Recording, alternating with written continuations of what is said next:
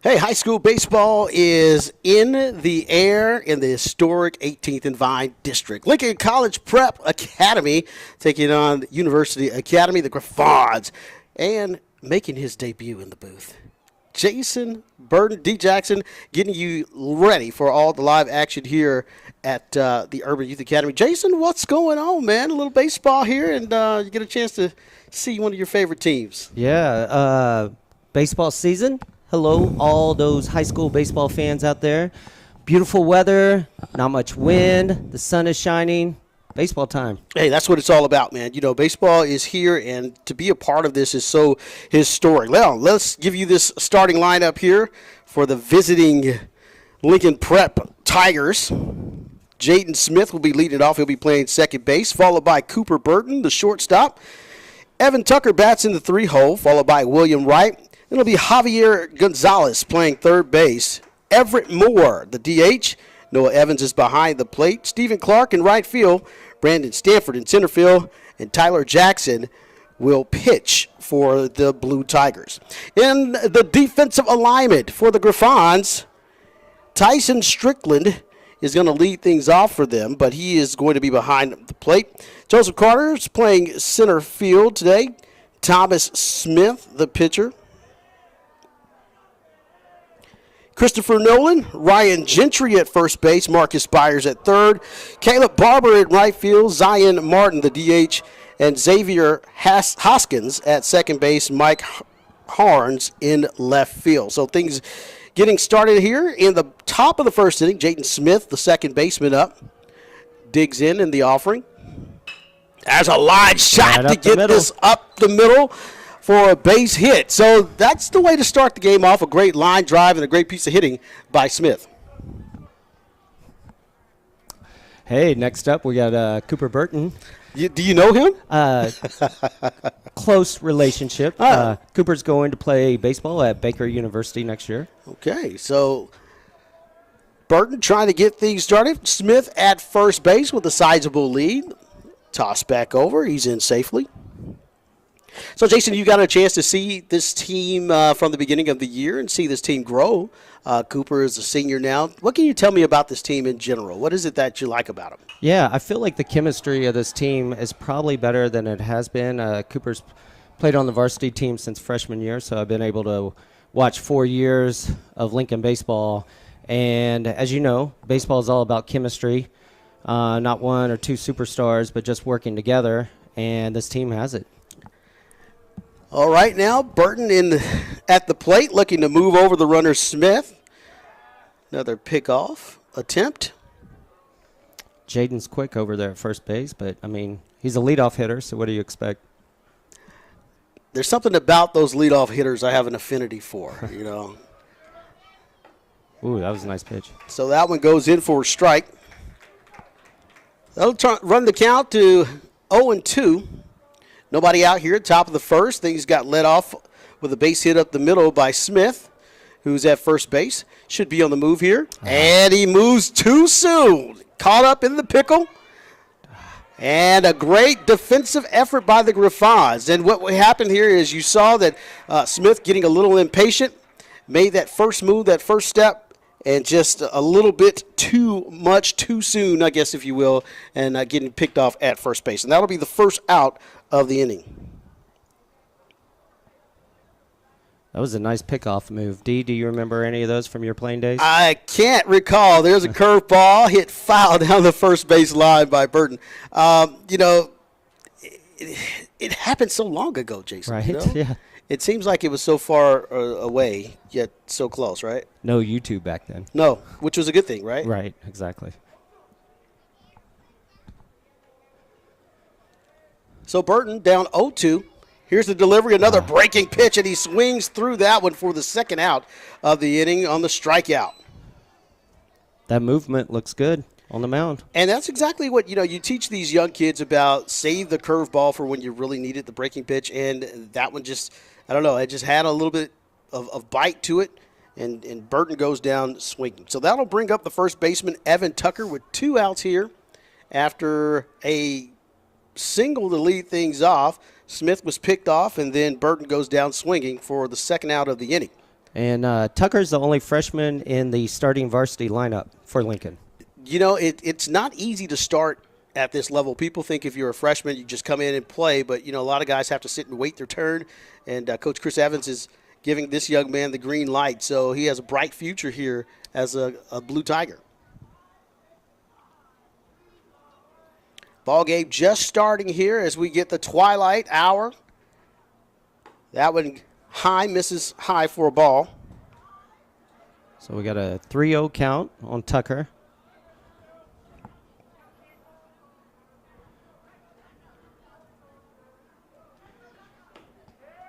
That one hits the outside part of the plate for a strike. That'll run the count to 3 balls and a strike. 2 outs here in the top of the first inning. Oh. And that one gets the black.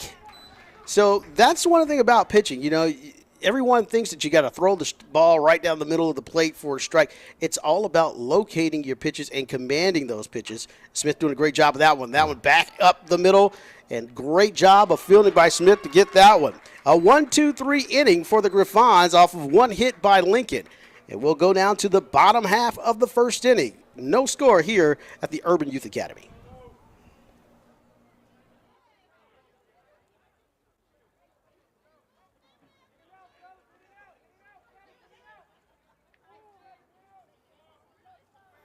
So bottom half of the first inning, and the Griffons coming up to bat here. Leading things off for them, Tyson Strickland, the catcher. Count runs to 1 ball and 2 strikes. Tyler Jackson on the mound for Lincoln. And we'll give you Lincoln's defensive alignment here in just a second. That ball outside, moving the count to 2-2. So the battery includes Tyler Jackson and Noah Evans behind the plate. Moving around to third base, Javier Gonzalez, Cooper Burton at shortstop, Smith at second base. That pitch runs inside at first base. It's Evan Tucker, the freshman. Moving over to the outfield and right field is Stephen Clark, Brandon Stanford in center field, and in left, William Wright. So a full count from Jackson to Strickland. There you go. He challenges him right down the middle. That ball fouled out of play. Jason, you were talking about Strickland and his career so far. Yeah, so some exciting news for Tyson Sr. He has committed to play for Calvary University, which is here in Kansas City, South Kansas City, Belton area. 1 second. There's a chopper to third base and a great play by Gonzalez. Fires it over to Tucker for the first out of the inning. And so Strickland is going to be part of the first-year season next year for Calvary University. And their head coach is someone you know, D, Mick Simpson. Mick Simpson, great guy. Spent a lot of time in the community and helping a lot of these youngsters get to the next level. That's what it's about. That'll bring up the center fielder, Jay Carter, or Joseph Carter, depending on which roster you're looking at or who you ask. So, D, we have a left-handed center fielder here with Jay Carter. And we've watched Jay play since, gosh, he was probably 6 years old. So Yeah. a lot of history there. And that's the thing about this game. That's what makes this game so special. There are so many kids here who have played against each other, but not just against each other, but played on the same teams and come up through the Kings organization with Coach Chris Evans. And they all know each other. And by the time you get to this age, that's what makes it even more fun. These are guys that you've grown up with and you get to talk a lot of trash with. And it's been an amazing ride to watch these young men grow up and guys like Cooper and guys like Jay Carter who are going on to play college baseball. That's a testament to what baseball has been and baseball being back in this community.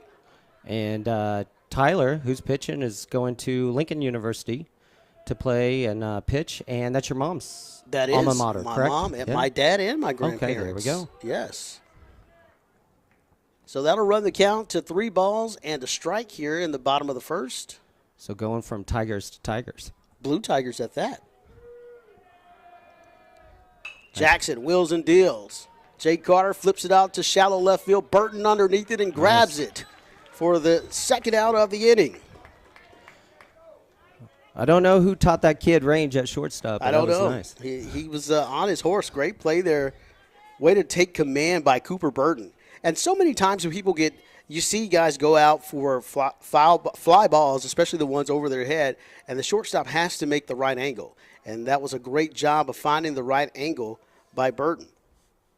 Jackson dealing. The 3-hole slot for the Griffons is Thomas Smith, the pitcher, who made a great play to end the inning. I don't know if you remember that. He went to his right, backhanded, and came up throwing. That ball inside misses. Run the count to 2 balls and 2-0 count.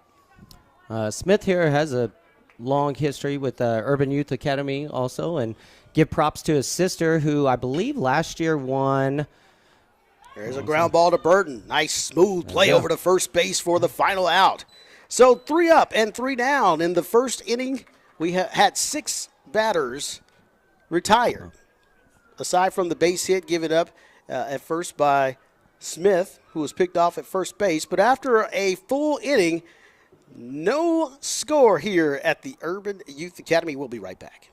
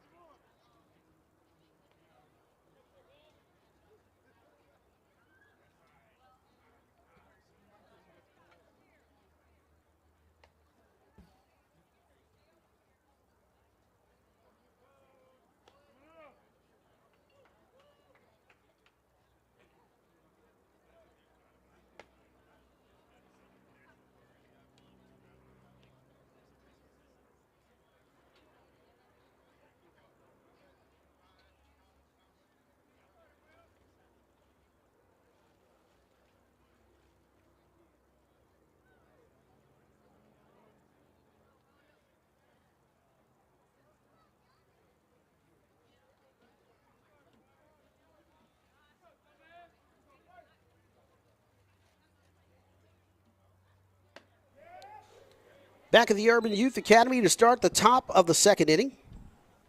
No score in this ball game. Lincoln at the bat.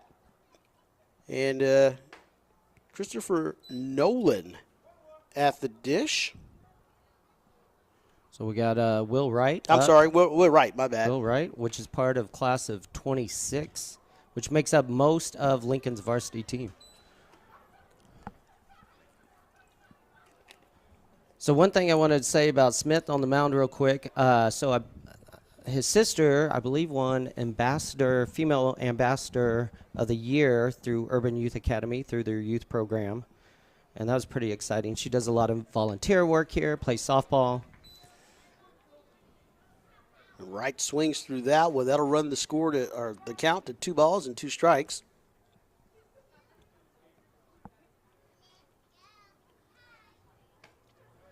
Smith fires. So, D, it's early, but right now the pitchers look great. Yeah, they do. It's been a pitcher's duel so far in the first inning. Full count here. Payoff pitch for Smith. Okay, right, calls a timeout. So I'd say one thing I've noticed for both sides, the placement of the pitches has been great. Yeah, and that's what you have to do. Command has to be your best friend. You can throw 8 pitches, 9 pitches just by using the fastball. Fastball up, in, around, and that curveball misses high. And a lot of, you don't see a lot of young kids go with the curveball on a full count. So as you mentioned about having command of your pitches, he has a lot of confidence in that curveball, but just misses. So Wright will head down to first base with the free pass. And that's only the second base runner all game, 90 feet. That's as far as we've gotten. Yeah, that'll bring up Javier Gonzalez, the third baseman, who made an excellent play defensively last inning. And one thing about these excellent plays that's different from when we played, being here at the Urban Youth Academy where you're playing on artificial surface, you get such good hops. And that allows these guys to get so much confidence, when they're playing. You don't have to worry about those bad hops because we can remember back at Parade Park when this was just a ball field over here where you were just hoping that it didn't hit that rock and, take the bad hop and, it's a lot better playing surface by far. Great job of trying to frame that pitch and steal one there by Strickland. It's funny you mentioned that, D. We have a lot of those conversations in the household, and being an old head, as Cooper would say, is you get those rocks and those pebbles. Oh, hold on a second. And that's going to be a pass ball. You're going to charge that onto Strickland, the catcher. It hit the edge of his glove, just took his eye off of it for just a second to take a peek at the runner, and that one got by. So Gonzalez still at the dish here. Wright moves up to second base and in scoring position. So he's the first runner to be in scoring position thus far, and Tyson Strickland's going to get a new mitt. There you go.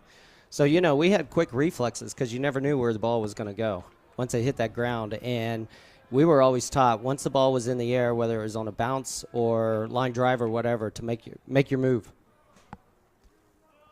Second baseman holding on the runner at second base. In high school, you kind of frown upon that a little bit. You like to see guys bounce back, don't give up that position too much, because now you've got this huge gap in right field that's unnecessary. It's not really an important thing to hold a guy on at second base. That one right down the middle, fouled back. I think the reputation of both these teams, D, is that there's speed on both sides. And you can tell that University Academy is a little bit worried about the runner on second, as you mentioned, and they're trying to hold him on. And that could have been why Tyson missed that last that pitch. Yeah, base hit the right field, though. Scores him easily, especially if the second baseman is not quick getting back. But that's the second walk of the inning. Gonzalez gets the free pass, the second free pass of the inning. So now there'll be runners on first and second base for the Blue Tigers. All right, we got Everett Moore, another senior. Everett had 3 hits earlier this week in their big win over Ruskin. I guess that was yesterday. Seems like a long week already. Yeah, these kids playing a lot of baseball here, especially when you got this great weather. In Kansas City, we know what March and April weather brings, and the schools down south, they get a chance to be out there all the time. They're starting January 1. Yeah. And the kids here in Kansas City don't usually get to start until March 1st. They're practicing. So, they're a little bit behind, but nonetheless, the heart is there. Yeah, absolutely. So right there we saw Everett try to bunt it foul, first base side, and William Wright on second base was taken off on that one. So that could have been one of those that tried to get him home on a bunt. Yeah, Bobby Witt Jr. style. You love to see that type of aggressive play by Coach Chris Evans, trying to get that ball down. But you have to get it down the lines. You cannot bunt that ball right back to the pitcher, because it's a simple play of him just stepping and throwing over to third base, and you've actually killed the rally. So we'll see if Everett is swinging this time or laying it down again. Smith delivers. He's swinging, but that one high and inside to run the count to a ball and a strike. So, Dee, do you have any history or any fun stories you want to tell about you and Chris Evans bunting from your Shelby days? Oh, man, that's so long ago.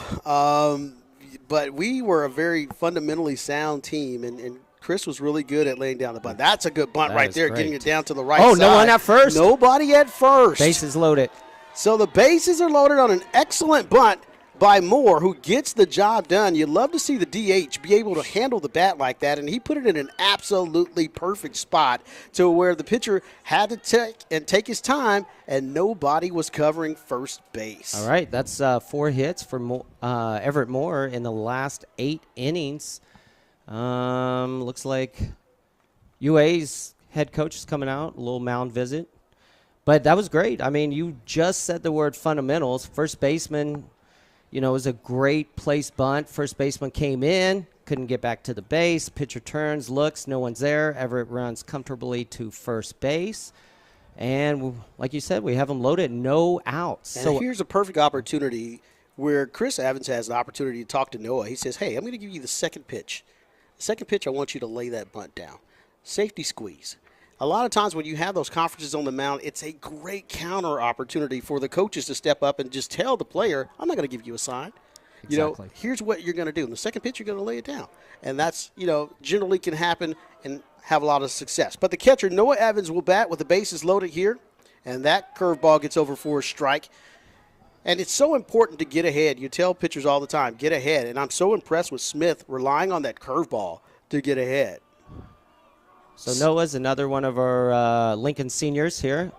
And there's the breaking pitch again, that time for a strike. All right. Noah laughs it off, knows that his knees buckled a bit in that one. Noah's going to Morehouse in Atlanta next year, join his brother who played for Lincoln's baseball team and graduated 2 years ago. Mm-hmm. And that one on the outside corner for strike. So that'll be the first out of the inning as Evans goes down looking with the backwards K. All That'll right. bring up the right fielder, Stephen Clark. We're at our number 9 hitter right now. Or, sorry, excuse me, number 8.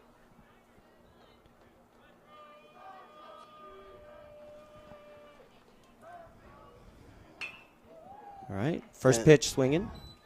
I love to see a guy swinging at the first pitch. A lot of times people say it's taboo and you shouldn't do it.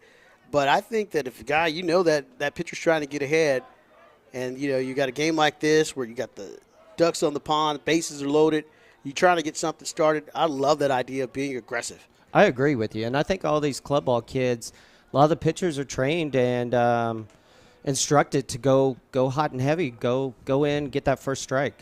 So Clark at the edge of the batter's box. That ball outside. He takes it for a ball. Smith's got some good movement on the mound. That ball is moving. So that'll run the count to 1-1. No score here in the top of the second inning. Lincoln has the bases loaded.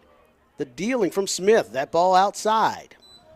All right. Lincoln's wanting to get at least 2 runs here, get it back up to the top of the lineup. Number 9 hitter, BJ, is on deck, center fielder. BJ is probably the fastest player on Lincoln's varsity team. I've seen him running a little bit. And we got to play at the plate. He's good. And he's out. Pass ball there once again. Wright tried to read it, but a great hustle there by Strickland. He's going to switch gloves again. Maybe they did a little maintenance on the glove. There you go. But Let me ask you, D, as a Ricky Henderson fan, in that situation at third, there's no time for hesitation, right? There is not. You got to go. It's all about getting that secondary lead. And when you walk into the lead at third base, it's a little bit different from the other 2 bases.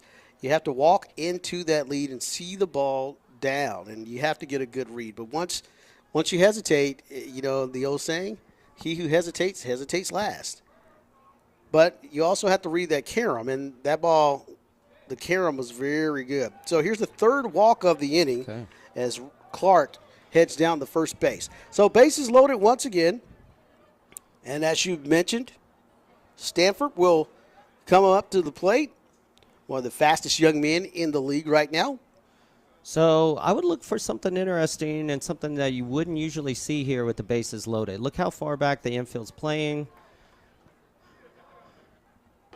Oh, BJ swings away. Gonzalez at third can move. He can get that body down there 90 feet. He's got a good lead. Obviously, no one's holding anyone on with the bases loaded and 2 outs. Yeah. So Smith challenges him again with that fastball, and he's coming right at him. Stanford, the number 9 batter, taking those fastballs right down the heart of the plate.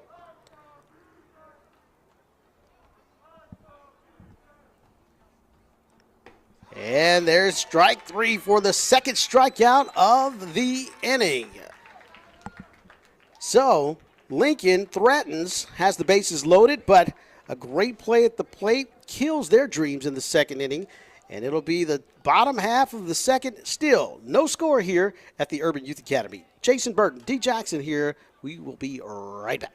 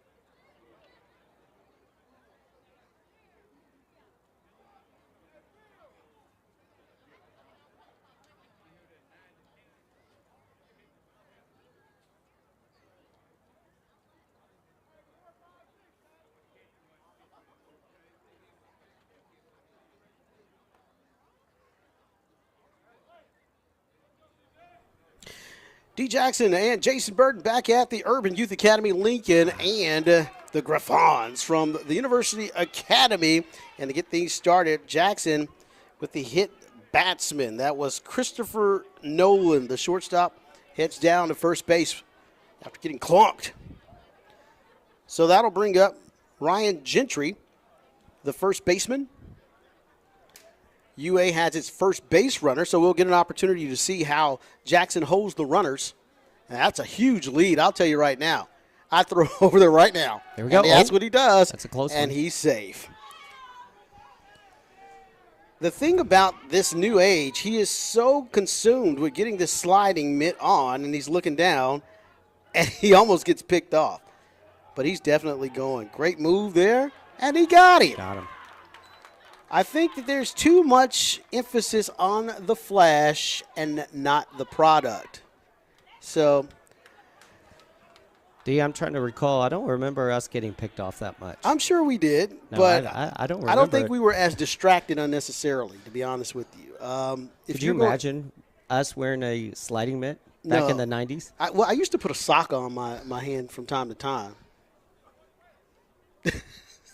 I do not recall that. Okay. All right. Well, just that's the first. Was that the Lincoln Varsity Puppet Show, right? That's it. Yeah, you draw the little, the circle of the eyes and stuff on it. Yes. Yeah, yeah. So 1 out here in the bottom of the second inning. Believe we called those pep rallies back in the day. Yes. Jackson with the strike straight Nice. over the middle. That'll run the count to no balls and 2 strikes. Seem to have calmed down quite well after hitting the first batter of the inning. And he swings through that one for strike 2. Nice. That was your standard big guy swinging for the fences on strike 3. Great pitch by Tyler. Yeah, I'm glad you brought that up because we were talking earlier about the dimensions, and it's kind of people don't really see the dimensions of this field and how big this field is.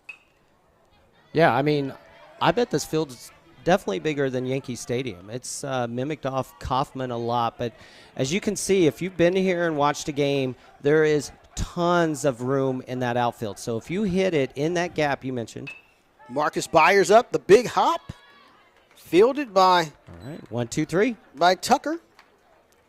And another 1, 2, 3 inning here in the bottom half of the second. We're off to the top of the third. No score here at the Urban Youth Academy. We'll be right back.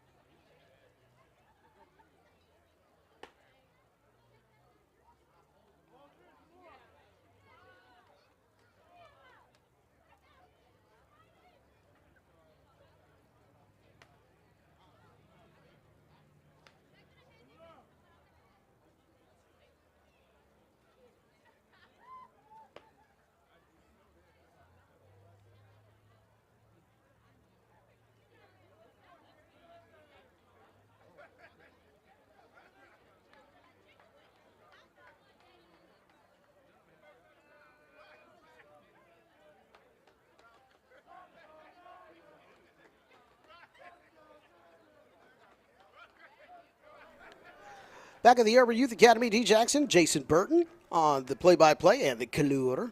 And we are back at the top of the lineup for the Blue Tigers. Jaden Smith leads it off, led the game off with a base hit to center field, but had some problems at first base, got picked off. And Lincoln has threatened since then to have the bases loaded in the second inning, but could not get things going on a pass ball thrown out at the plate. A Great hustle by William Wright, who was thrown out at home plate. And there's that breaking pitch once again. It gets Smith's attention. That'll run the count to 2 balls and a strike here. No outs. We're leading things off. Jaden Smith, the second baseman. There's a ground ball to right. The second base. Wow. Smith showing the wheels, but the first baseman, Gentry, comes off the bag. So that throw by second baseman was a little too casual. Again, you and I talked about it. Leadoff hitters with speed, you cannot take too much time. So this is the second time looking at this pitcher, Smith, for the Lincoln Blue Tigers. We got shortstop Cooper Burton up, Smith at first. Nice, healthy lead. Smith with throw over.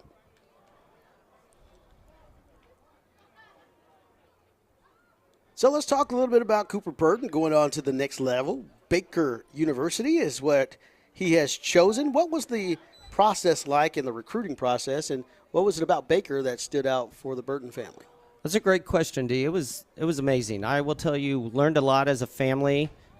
We've been around a lot of families that have had kids go on to play college sports.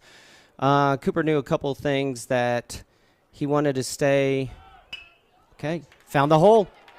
And that's what happens when you put runners in position to move. As the shortstop goes over to cover the bag, it opens up a hole for Burton, and that is a base hit to left field. So runners at first and second base, no outs here in the top of the third inning, and that'll bring up the freshman Evan Tucker.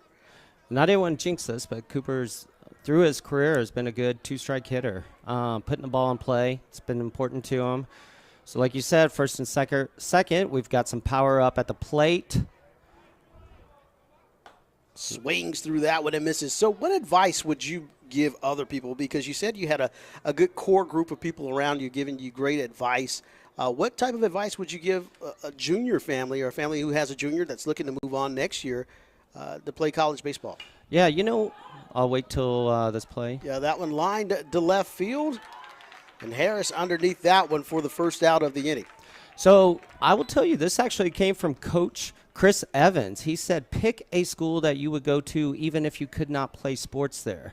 So Cooper probably looked at, I don't know, let's say around 30 schools and visited maybe a dozen, and then official visits maybe 5. And nothing against those schools he didn't pick. And let's see, we've got William Wright up here. Yep.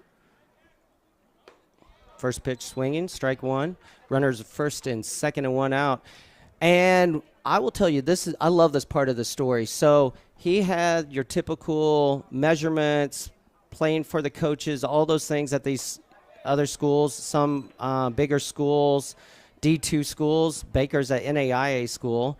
And it was fine. It was great. He had good conversations with coaches. Being a club ball kid, he knew a lot of the other kids that were there, and they would range. There's a drive to center field. Jake Carter underneath it and hauls it on in, and Smith will tag from second, moves up to third base. That is the second out of the inning. All right, runners on the corner. We'll see what happens here. A pass ball would be great for Lincoln. That'll bring up Javier Gonzalez. Go ahead. So Cooper wanted to do sports administration. Baker has one of the best programs in the whole Midwest. And with his official visit at Baker, the head of that program, who came over from Ohio State, had a lot of connections, spent 45 minutes with Cooper as part of his baseball visit. So that just won it over. That was great. I was there. I was able to be there with him. The tour was from 2 students. One, Cooper advances to second on that pitch. Burton will move up, yep. So no balls, 2 strikes, 2 outs. So Gonzalez got to do something here. 2 runners in scoring position. But that's what really did it for him. I mean, the academic side, it was beautiful campus. Up the middle. There's a line drive up the middle for Gonzalez. That'll bring in 1. Smith scores. Gonzalez moving up to second base. And that's the first run of the ball game. That's great. Great hit. Another 2-strike hit. Coach Evans held Cooper up. He was kind of looking to see if he could go home, but each run here is going to mean something based on how this game is going. But Cooper loved the campus. He really did. Great vibes. The assistant coach there, Coach Franklin, have to give out a shout out to Coach Franklin. He's also continued to be in contact with Cooper, watching his videos, just checking in on him, and vice versa as college baseball season's going on. Everett Moore takes that first curveball for a ball. And that's one thing that you can tell that these batters are not necessarily used to seeing that breaking pitch come over for that first pitch. They're all reacting the same way. It has a lot of bite, a hard break to it, and to Smith's credit, he's getting it over for a strike most of the time. Second offering. A little outside. This is outside. So one thing I think, too, that a lot of people get caught up in is obviously it's their babies, it's their kids. And there's all these dreams, the Michael Jordan and LeBron fantasies. The ball hit out of play. But, D, you and I both know that there's not a bunch of scholarship money for playing college baseball. There's not 60,000 people coming to watch a SEC college baseball game. And as we know, SEC baseball is the best there is. But it's, and then the smaller schools might have 75 people in the stands. So there's not a bunch of baseball money. Yeah, 2 balls and a strike here. And that one lifted out of play. So you really have to find a fit that fits the player and your family. All those little details, the distance from the school, the majors, the extra programs, all that stuff. All of that matters in playing baseball.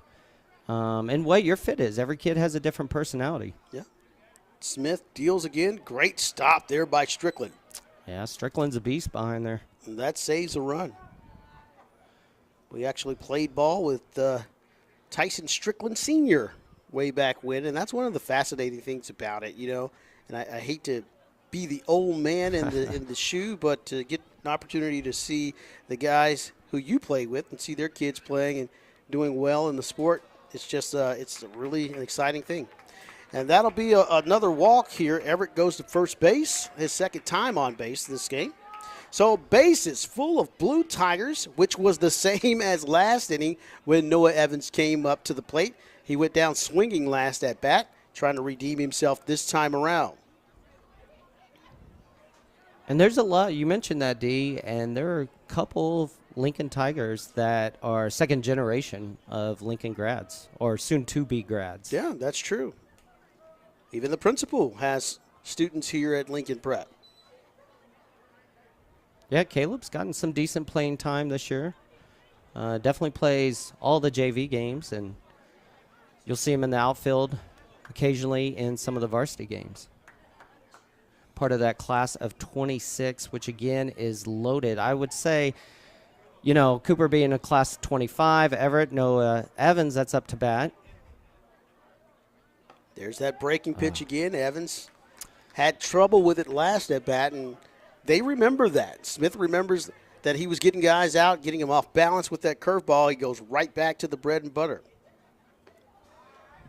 Slider on the outside. That was a great pitch. Inside, then outside. Evans swings and misses.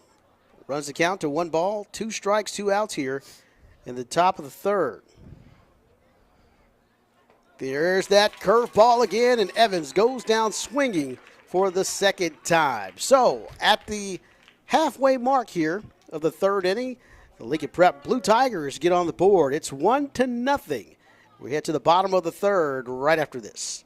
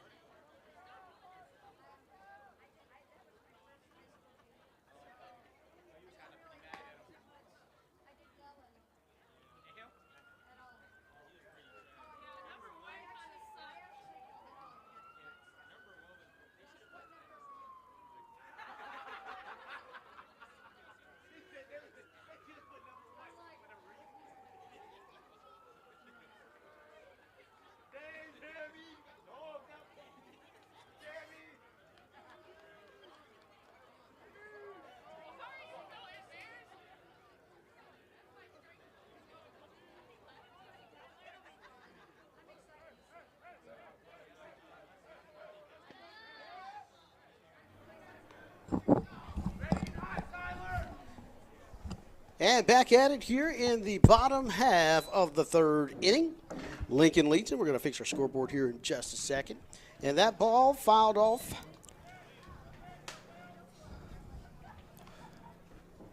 D, I'll check here in a second and see what the pitch count is for Tyler, but I feel like the efficiency for both pitchers has been really good. I know Lincoln has left bases loaded 24. So that's 25th pitch right there for Tyler. We're looking at 1 ball and 2 strikes. Obviously no outs. Beginning of bottom of the third. D, have you been able to go to any professional baseball games lately? I have not been to a professional baseball game this year. I haven't been to a Major League Baseball game, I should say. I've been to some minor league games, but there's nothing like going to the big stadium. You know, nothing like going to see the Major League guys play. Bottom of the third here, Jackson Steele wheeling and dealing. He's facing Caleb Barber, the right fielder. All right, we got a full count right now. So, all right, I struck him out.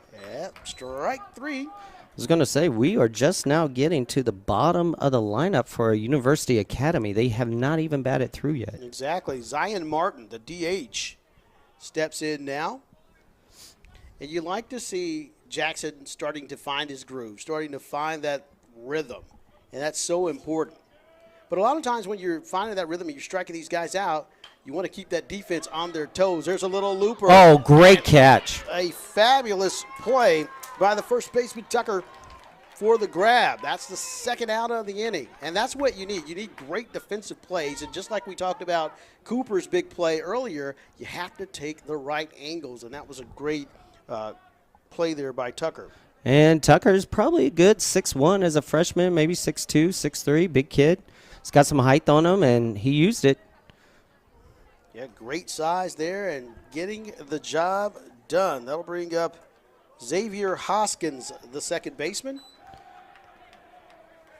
So, D, what do you think about this? Both these pitchers are painting the corners here. It is, and that's a testament to development, you know, and understanding what pitching is all about. You don't have to strike everybody out. You can really use a lot of different pitches, whether it's a fastball to go up, in, over, to the side. There's so many different things that you can do just by changing up your momentum, changing up speeds. And that's something that these kids are starting to understand more. Evans takes that one off the foot. And one thing I will say that's missing that I wish we had more of is the youth watching pro baseball or college baseball on TV. I know there's TikTok videos, Instagram reels, YouTube videos. And he's going to swing through that one. That gets past Evans. Evans will make the throw to first base on the money for the third out. So after 3 innings, Lincoln still leads it 1-0 as we move to the top of the 4th inning. Blue Tigers trying to get some runs. We'll be right back.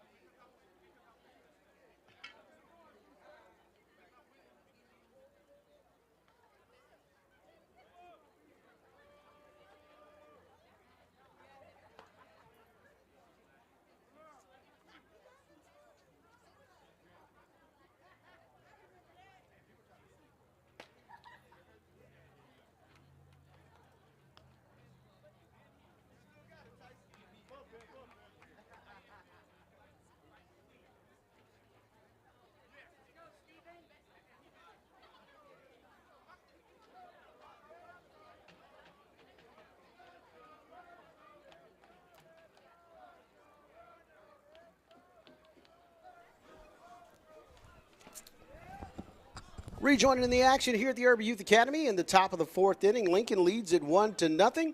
Smith still on the mound, and boy, this Lincoln team is really starting to threaten. They've had some great plays made over the last couple of innings. Stephen Clark, the right fielder, steps in, looking to get things started for the Blue Tigers. That's pitch number 65 for Smith. Give you an idea of where he's at. There's another pitch on the outside corner. We talked about how he's working that magic all around the plate.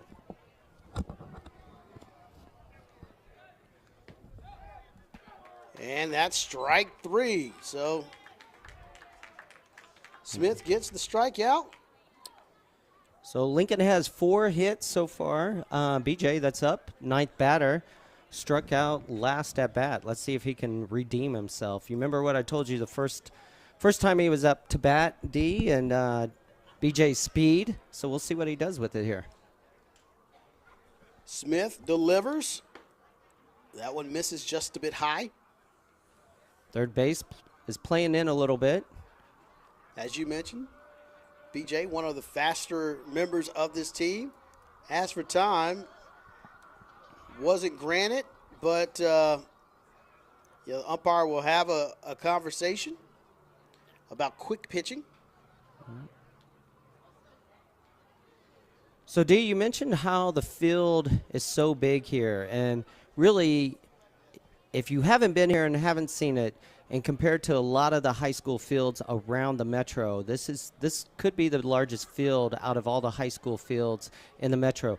Kansas Christian College hosts their home games on this exact field, which is a college baseball program. Yeah, a lot of rooms in the gaps. If you get a ball to go in the gap, you could run for days here, and so many inside the park home runs have been hit here.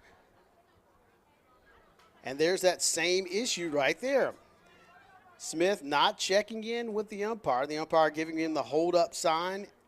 He's not set, not ready. And Stafford asking for time every time he gets into the box, and that's a great psyche for the batter to ask for time and slow that pitcher down and get him out of his rhythm. So there's 4 fields here at the Urban Youth Academy complex. Just to the south of us is UMKC's home softball field. I think they are in South Dakota playing right now. Look at you, keeping up with all the stuff around here, man. So, D, what if someone's coming in here catching a game, let's say they're catching a UMKC game, another college is playing on this field, they're the visiting team and they're here, where would you suggest coming to eat right in this area? You have any favorites? Oh, man, I don't know, man. You have any classics? There are classics around here. Of course, there are some great stories of some guys who went to high school up on the hill, found themselves at one of the local neighborhood barbecue joints around here, and straggled their way into practice with the itis, as you could call it at times. That's a 3-2 count, 1 out here to Stanford in the 4th inning. Smith delivers that ball right on the outside corner, and Strickland knew it was a strike. All right, top of the lineup again. So Smith versus Smith, no relation. So led the game off with a single up the middle. Was it up the middle? It was up the middle to center field. He's been on twice so far. That ball outside, takes it for a ball. Shadows starting to come as the lights flicker on here at the Urban Youth Academy at Motley Field, named Motley Family Field, I should say. Named after the great Don Motley, his brother Bob Motley, and Britton Motley, and the entire family recognized here at the Urban Youth Academy. That ball fouled straight back. Smith is one of Lincoln's also football players, plays baseball and football for Lincoln. And, that's one thing that coaches at the next level, they really enjoy watching the kids who play sports all year round. I was just a baseball-only guy. I tried to play basketball for a second. Didn't really work out. But, these guys that are playing all year round, playing different positions, your football positions can translate into your dexterity as a baseball player around the bag or in the outfield. So there's different footwork, different foot skills that you can learn by playing multiple sports. And these coaches are looking for that as well. And I will say one thing that's really important about football. Obviously, there's a risk of getting hurt as a baseball player, but lifting, putting on that bulk, that weight, that's huge. Yeah, no doubt about it. Speaking of putting on some bulk, Smith took one right in the back and handled that really well. And that's his third time being on base today. And he's laughing it off and smiling, so no problem, no harm there. It is 2 outs here. Smith back at first base, and that'll bring up the shortstop, Cooper Burton, who had a base hit last at bat. So I did mention this earlier, but Smith and Strickland behind the plate, both of these guys know Cooper really well. I saw them chatting, gives them a outside, or right on the corner there, nice pitch. Yeah, I think it makes the game go by so much better when the kids have a rapport and they know each other. And there's a shot down the line to left field. It's going to hook foul. A little early. And bat speed. I know that's one thing that Cooper's been working on, trying to get the head of the bat out there and work on his bat speed. So no balls and 2 strikes to Burton. 2 outs here in the 4th inning. There goes Smith to no avail. The 3rd strikeout of the inning as Lincoln stays off the board in the top of the 4th. 1-0 Blue Tigers from the Urban Youth Academy. We'll be right back.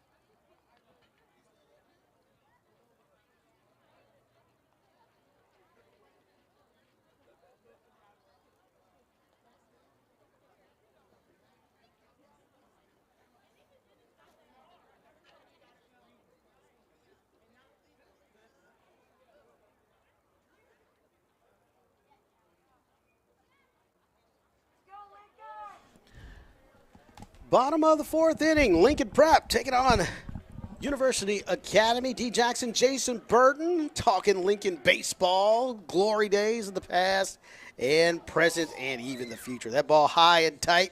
Tyler Jackson still on the mound, still bringing the heat. We still have the pitch count? Yeah, let me look at that. But you know what we called that back in the day? D was get off my plate. That's true. A la Bob Gibson. Yeah, right? That ball chuckled down to third base. Gonzalez with the short hop. Nice toss over the first base and a great stretch by Tucker for the first out of the inning.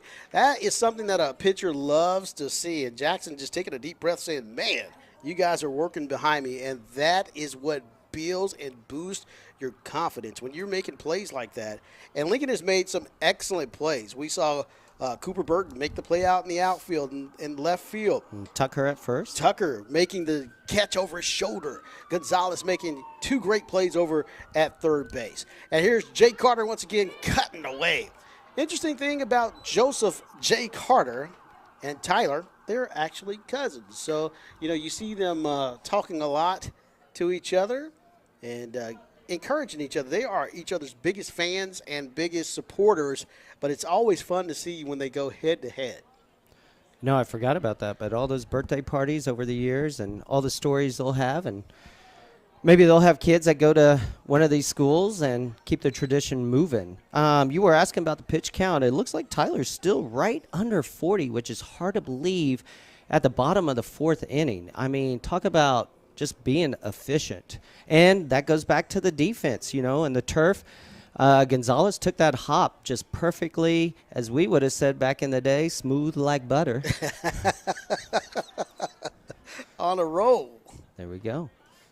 Put it on butter, because on a So, roll. Dee, that makes me think about, I know some of the people that have influenced you in life. I've always been am and was a Stuart Scott fan, and I feel like he really changed ESPN from our generation and how we know it. But are there some other ones that you want to give little thanks to? Well, there are a lot, but, you talk about Stu, and I had a chance to meet Stuart Scott in New Orleans. Not this Super Bowl, but the time that the Super Bowl was before. Just saw him at a restaurant, just casually, very calm. And Jake Carter flips this one over to Gonzalez. Yes. And, Gonzalez can't handle that one. So he put his bat out there just to put the ball in play, had a little backspin coming back towards third base or the foul line. Gonzalez did the best he could, moved up on the ball quickly, but, I as a former baseball player like you, D, you see that spin and you want to call it out and yell and say, hey, spinning. Yeah, no doubt about it. So There we UA go, right getting field. something going, and this one popped up to right field. Smith to right and camping underneath that one. I think that's the first batted ball to right field all game from either side. And Clark making the play, making it fundamental for the second out of the inning. But, I got a chance to meet Stuart Scott long time ago at the River's Edge was the name of that restaurant. And I said, Stu, how do I get out of small market TV? And he looked at me and he goes, just keep working, bro. Okay. Just keep working. Okay. I never forgot that. And so Stuart Scott, definitely a game changer in the sense of what we do in media, and an inspiration to a lot of people who went on to become sportscasters because of the great sports centers that he produced and put on. So long live the late, great Stuart Scott. Many, many good catchphrases. We got 2 outs here. Another hit batter. So, go ahead. So he's plunked again. That's his second hit batsman of the game. Jay Carter seems to be walking to second base, which is something that, we'll just keep that one going. Hopefully he makes it in time for dinner tomorrow. There we go. Who knows? So he's at second base. We got runners at first and second. And Nolan's pretty big size for a shortstop, and he hovers over that plate a little bit, batting from the right side. And like you said, that's the second one that's hit him, but he'll put that shoulder out there, take it. A lot of shortstops aren't built like linebackers, but Nolan's he's definitely in the weight room a lot, I would say. No doubt. That's going to bring up Ryan Gentry, the first baseman for the Griffons. And so runners at first and second base. 2 outs here as the twilight starts to dawn on the Urban Youth Academy here. The lights trickling on. That ball just misses high. So that'll run the count to 2 balls, no strikes. 2 outs here in the fourth inning, bottom half of the fourth. D, we were talking about UMKC playing here, Kansas Christian playing here. 2 other fields. Oh, pass ball. Evans goes back on it, but runners move up 90 feet. So we got second and third, 2 outs.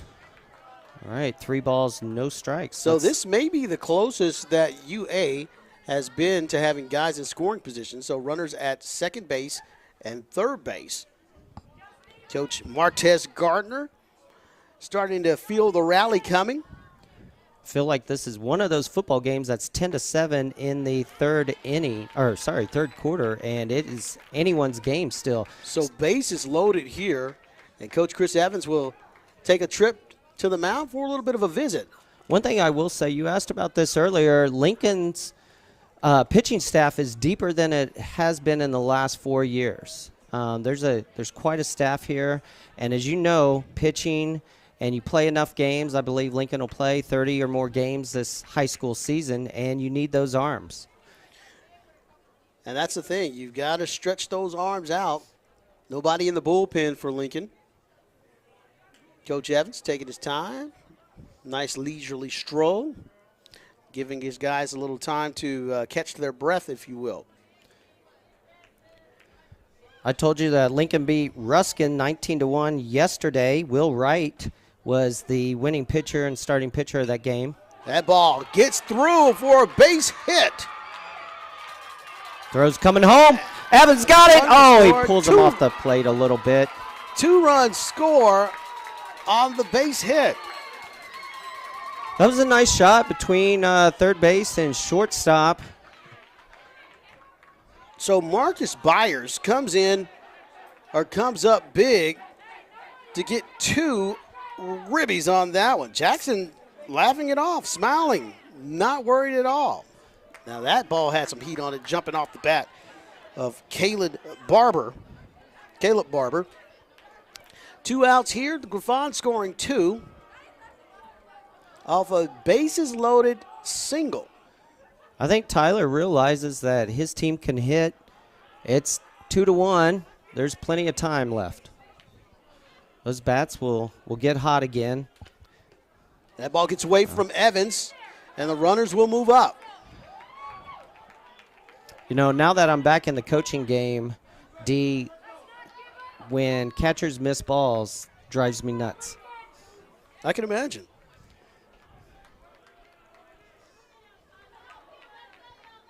You got to move that body all the time. Do you have a favorite catcher in the major leagues? Not at the moment. I can't think of anybody that stands out for me personally, but Well, you got to say Salvador Perez Of because he course. has a Well, field here, right? yeah, well, this is true. Yeah, that's a great point. Great point. I love Salvi. He's one of the good guys.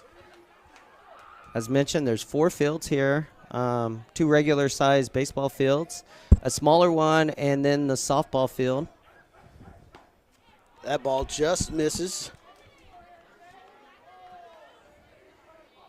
Full count as the Griffons dugout starting to come alive here in the bottom of the 4th. And Jackson misses to the outside, and he wonders, where was that? So, D, you and I were both here for the ribbon cutting. Oh, my of goodness. UIA. Yes, that's And right. Do you have any memories from that day? Yeah, well, I actually remember the day that they brought out the drawings at the Negro Leagues Museum, and it made the announcement that they were going to do this. You know who the first person I called was? Your mom. No.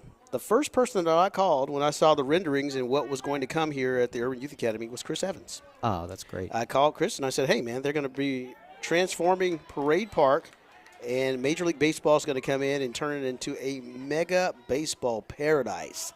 And when they had the groundbreaking, you were there, I was there, Garrett Webster was there. There's a ball to left or right field and hauled in by Clark. So great read by Clark. The Griffons score 2 in the bottom of the 4th inning here. It's 2-1, University Academy.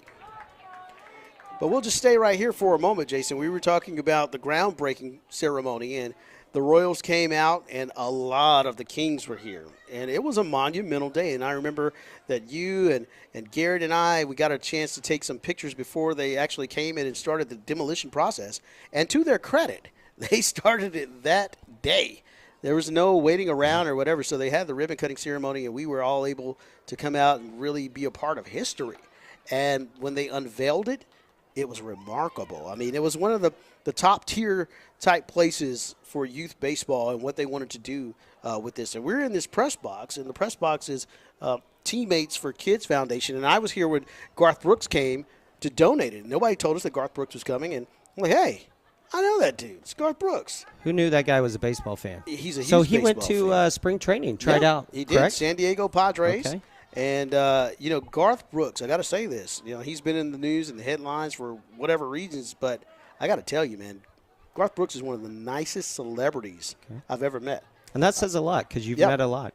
He's one of the genuinely nicest guys. He comes up and introduces himself. He just says, hey, hi, I'm Garth, and a tremendous baseball fan. And, we're definitely thrilled to have that type of dedication toward our programs here in Kansas City. So hats off to Garth Brooks and his foundation and getting this press box built and donated for the kids here. And, it's been a fabulous asset for us. We've broadcasted games here for the Kansas City Public School District. We've done different things over the summer, and we will be back once again for the RBI regional tournament as well. Looking forward to that. So this is a great facility and a great press box. So time to get back to business as we move to the top of the fifth. A big swing by Evan Tucker, the first baseman. Smith looked like he put a little extra mustard on that one. I've been waiting for that one all day. Oh, man. Good times, man. So I remember Alex Gordon and Chris Young, which Chris Young's with the Rangers, got a ring with the Rangers also. And took Dayton Moore with him. Yeah, correct? Yes, Dayton Moore was a big dreamer of this facility as well, the former general manager of the Royals. He and Gene Watson, his right-hand man, were out here all the time. Just talking to the kids and giving encouraging words. So, but yeah, as you mentioned, Chris Young, Alex Gordon, they have fields named after Alex Gordon here. So, you know, when you and I were coming up, D, no one 6'6" was throwing a baseball off the mound. Not at all. That was not a thing. So I can't imagine facing someone with that wingspan coming at you. I always liked watching Chris Young pitch.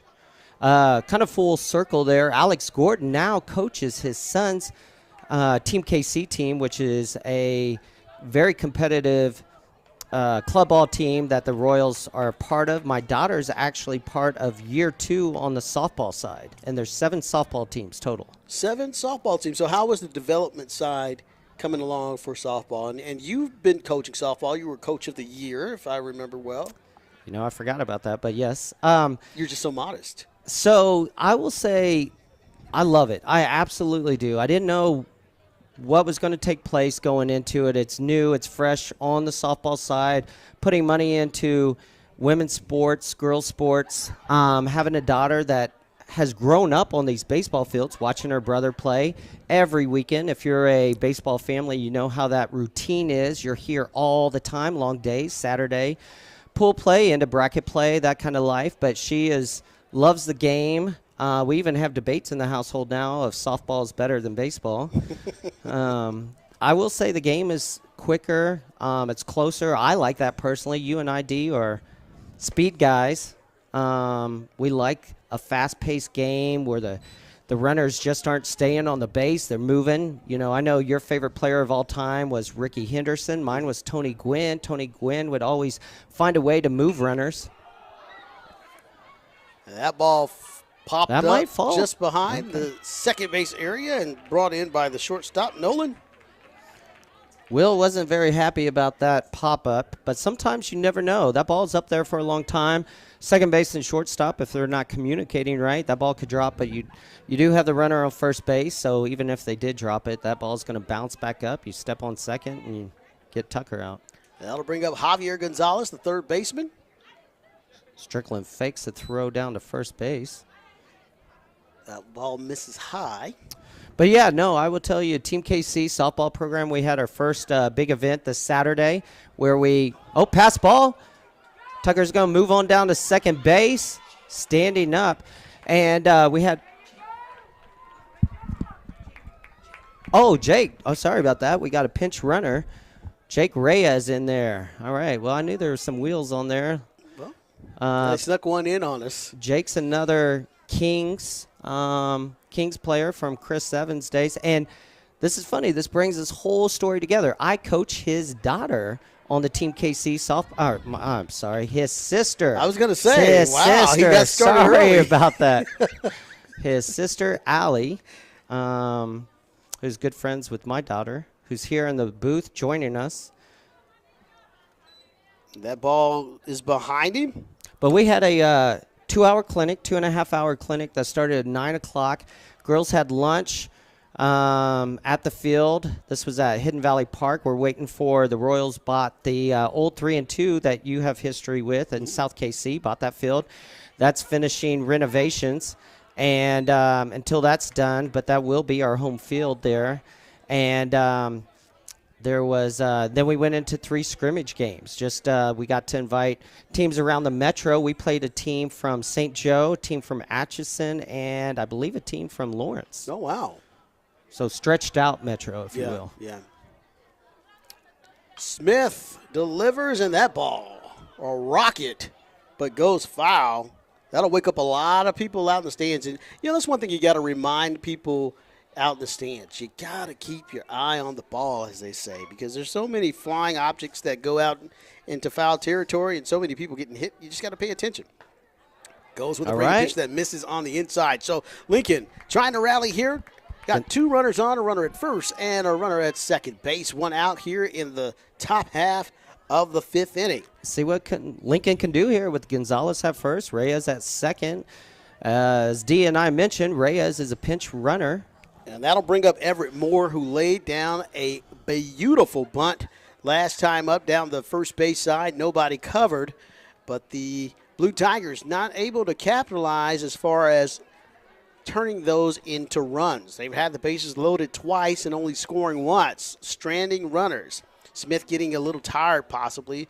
That ball misses on the outside of the plate. I told you Everett's pretty hot. This is Everett's last season of baseball. He's going to K-State next year for engineering. Great baseball player, but wanted to go to a bigger school with a great engineering program. So that's what he's decided to do. We support that. We're happy to see him make that step and that journey. And that's another thing with baseball parents. You know, we know a lot of families that their kids want to go to KU or MU or Arkansas, and playing baseball at those schools is a really, really tall task, especially coming out of the pandemic years where you got guys that are, 24 years old still playing? Yeah, no doubt about it. They're making money, too. You know, yeah, these that's NIL collectives and things, and these guys are able to make significant money now to support their families and provide a bright future. 2 on here for Moore, and that one popped up the second base. Got some backspin on it. Little spin, no. And Hoskins brings it on in for the second out of the inning.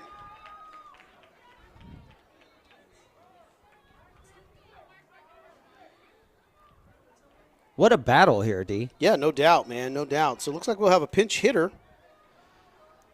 I think this is what's hard for. Oh, yeah, go ahead.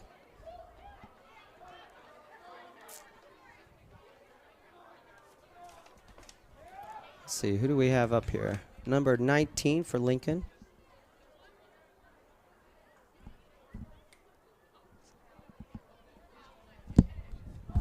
Well, nonetheless, 2 outs here.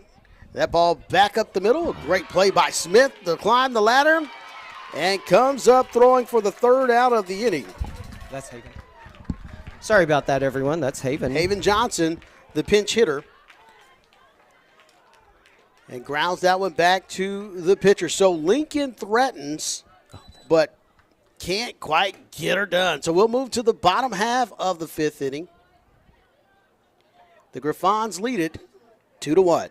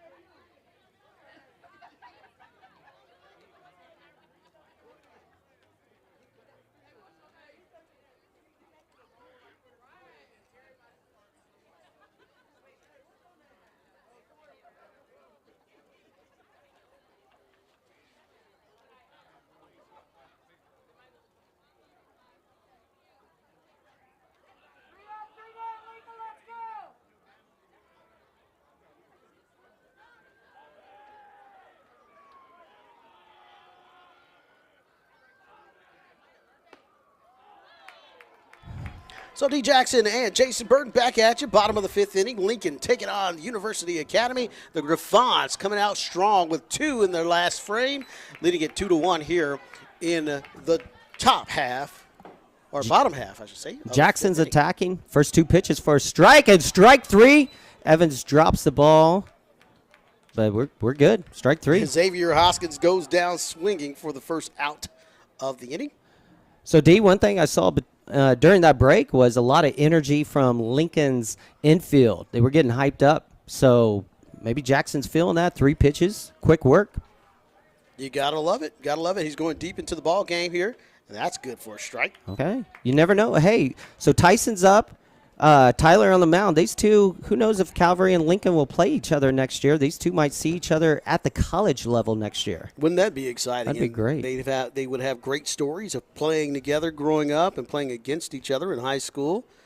And those are just some great memories to take along with you when you go to the next level. Jackson blows it by, and that's a confidence booster. So Jackson's at 61 pitches on the other side. We're right over 100 now. That's a good pitch right there. That is a pitcher's pitch, just misses on the outer half of the plate.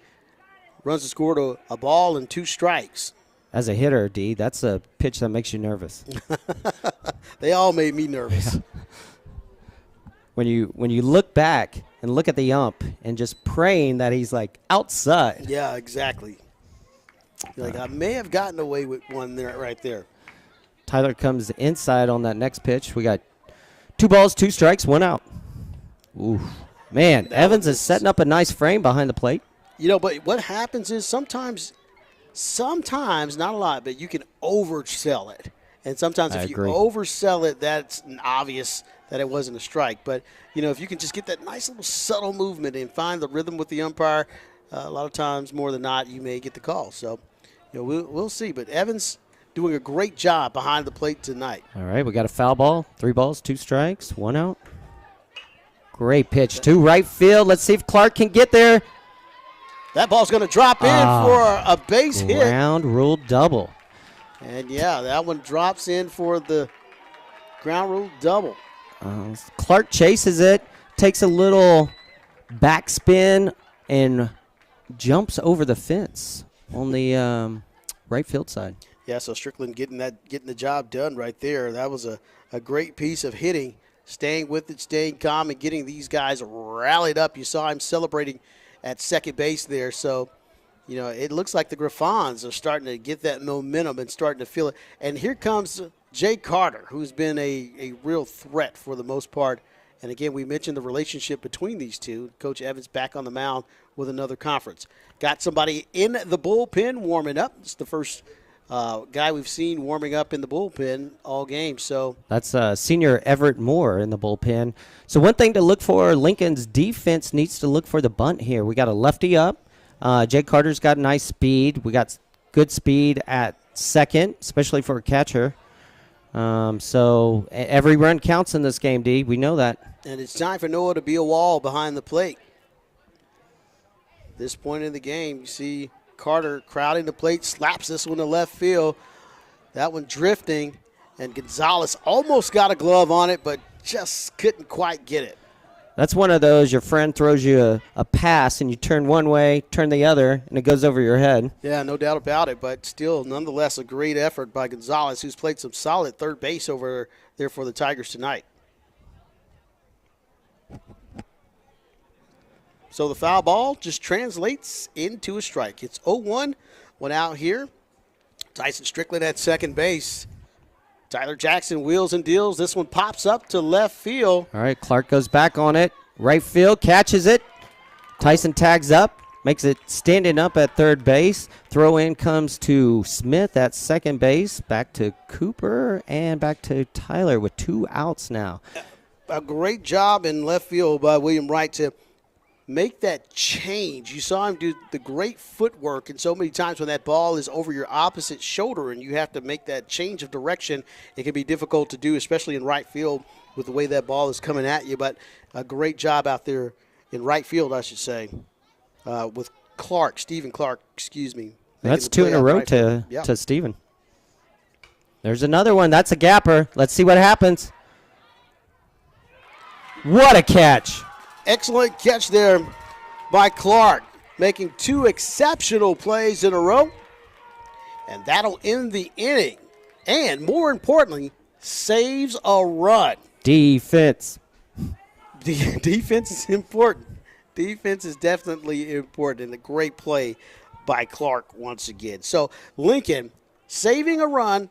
The Griffons get runners on the ground rule double by Tyson Strickland, and things just start to really, really go good for the Blue Tigers, especially on the defensive side. Some great plays out in right field. At the end of 5, it is 2-1 UA Lincoln Prep coming up.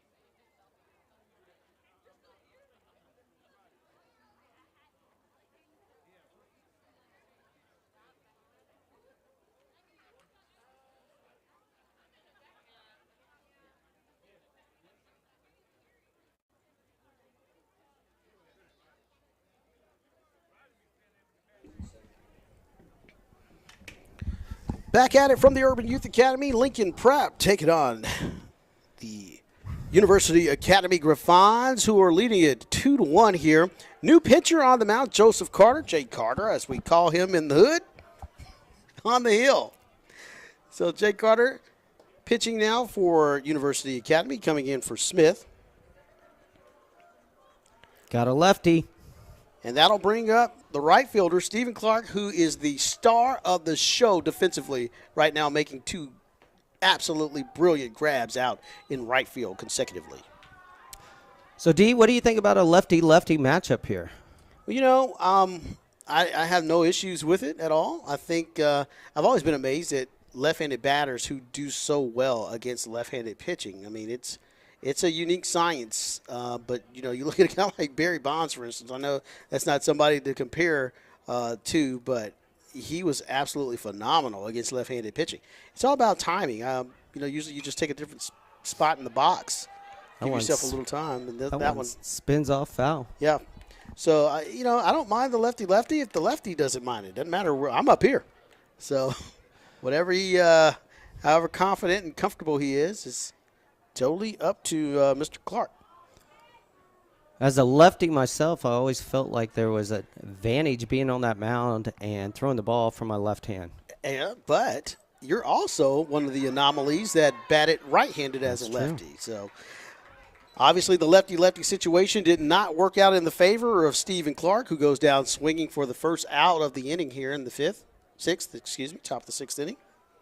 So we still, correct me if I'm wrong, D, I think we've only seen 1 bunt so far. We have.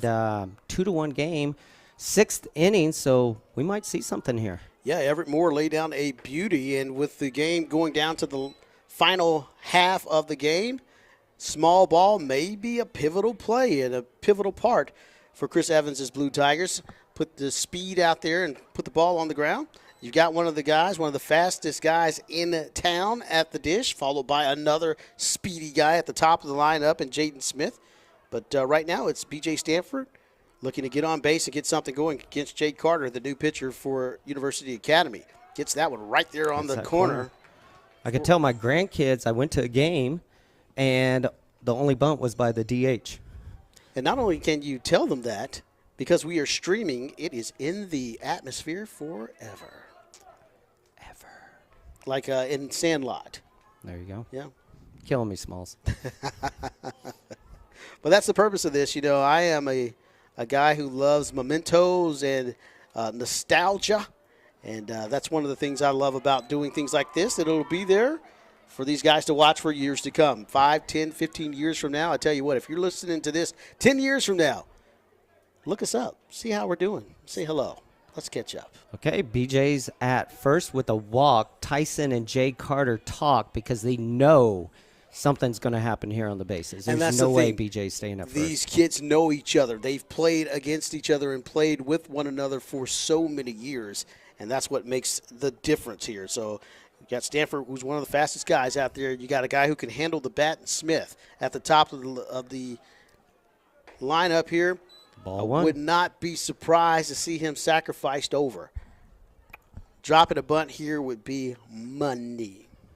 So, D, you talk about baseball is romantic. When's the last time have you been able to go to the museum lately? And I know you know Bob Kendrick personally, who's amazing. Yes. And the baseball world is the best they come, I feel like, in my opinion anyway. Well, you know, I have not been to the museum in a while. However, I did get an opportunity to go to the Paseo YMCA last summer when they made that big announcement and made that donation, which was fabulous. And a few weeks actually before that, Major League Baseball and Bob Kendrick were down in Birmingham, where I live, for the Rick Wood game, where we honored Willie Mays. That was a great game. Oh, my goodness. I loved it. We watched that as a family. Yeah, I think everyone should come to Birmingham and experience Rick Wood Field. There's no admission. You just come in, walk around. It's historic, and it's the greatest, one of the greatest cathedrals, if you will, in baseball. The oldest ballpark in America.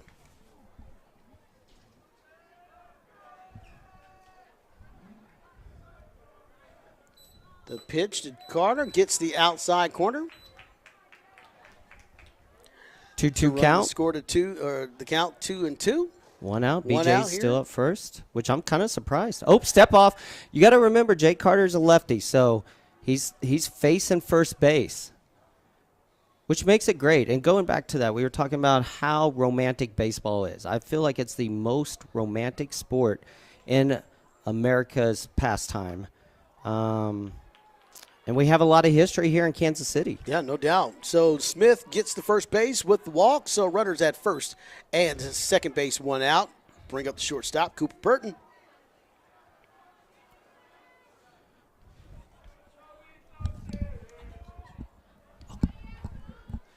All right, this is Cooper's fourth at bat of the game. Carter Swings deals in away. a big swing and a miss. And these two know each other really well. Cooper shakes his head back to Jay Carter. A little sign of respect there. Cooper's 1 for 3. Said runners at first and second. Critical point in this game. A little off speed there. Nice changeup. Good use of pitches. Evens the count out 1-1. So Frank White went to Lincoln Prep. Lincoln Or High Lincoln School, at High the School time. back in the Yes. day. Yes. Yes. Yep. The county commissioner. And another big swing by Burton. 1 ball and 2 strikes. Runners at first and second. Lincoln trails by 1. It's 2-1 University Academy here in the 6th inning. Top of the 6th inning. B.J. Stanford at second base, dancing around, being held on by the second baseman. And there he goes, running to third base. The throw by Strickland, and he is in there safely. A great jump by Stanford. But nonetheless, another out here as Burton goes down swinging, trying to make something happen. He's reaching for that, trying to put the ball in play, move move the runners even more than 90 feet, but we've got them on the corner now with 2 outs. So big situation right here. I'm surprised that with the Smith did freshman. not trail and take off for second base behind Stanford. And there he goes to second base there. Okay, so maybe there was some strategy behind there. Oh, okay, so little bobble. Ball gets past the pitcher, heads back towards second base, but Carter moves fast enough to get the ball back to the mound. BJ thinks about it, but in this close of a game, he does not take the risk. Makes me think of the Hosmer play sliding in home. Back in New York for the World Series go-ahead run. And here we go. Carter deals to Tucker. D, do you have any head first slides? And there's into a home? delayed steal, and he's going to be toast at the plate. Great heads-up play by Jay Carter. Lincoln trying to literally steal a run there. The fastest man on the team with a delayed steal, but Strickland and Carter, the 1-2 count, the 1-2 battery, if you will, putting a lot of charge in that play, and they got Stanford dead to right, trying to steal a run here in the 6th inning. I like that call by Evans. I really do. You want to see it's a 50-50 toss-up there. It really is. I mean, all the defense has to do is make one little mistake, one little bobble. Strickland was dynamite behind the plate on that one, and that's just the way it goes. It's baseball. As you mentioned, you take that gamble, and the play before that, there was a bobble by the pitcher, and so you're starting to wonder, well, where's their concentration right now? Are they starting to kind of get a little bit lax? Because, after all, they are up by a run, and so they run the gamble there, but, man, a great bang-bang play by the Griffons. Bottom of the 6th. So if this continues this way, Lincoln's next at bats. That's it for them. That's their last chance, because that'll run us right up to the top of the 7th inning. High school sports baseball here in the Missouri and Kansas side. They played 7 innings. Yeah, it's been an interesting game, to say the least, and we already knew coming into this one that this was going to be a battle between two schools that were very familiar with one another and two teams that had a lot of mutual respect.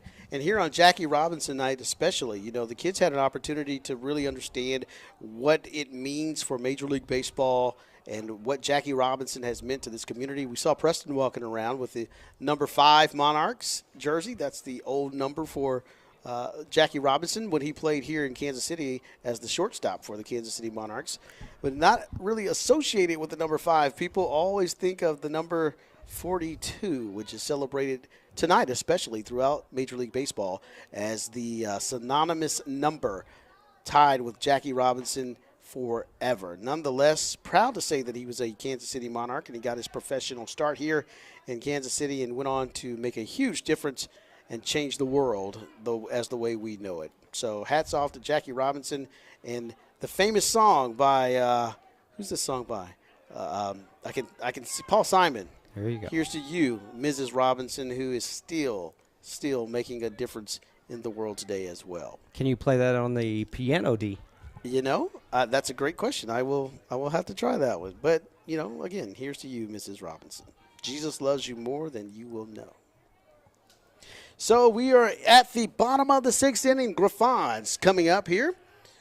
And that'll bring up Christopher Nolan, their shortstop. New pitcher for Lincoln. So that's Everett Moore. Went from DH to pitcher now. We've talked about Everett a few times. Right-handed thrower. Very consistent on his targets all throughout the season. Had a great performance in the Christ Prep game. Went the whole distance. You don't see that a lot anymore. You don't see guys, you know, especially with the pitch counts and so much put on pitching and saving your arms. You don't see guys going the distance nearly as much as you used to. But then again, you know, you're trying to save pitches and save pitchers, I should say. Then you can do that as well. And that was also a close game. Lincoln won that game 7-6. So Lincoln's been in foul ball down the first baseline, off the fence, foul. 2 balls, 2 strikes. Lincoln's been in a lot of close games this year, a lot of close ones. Come out ahead, I feel like, more than they haven't.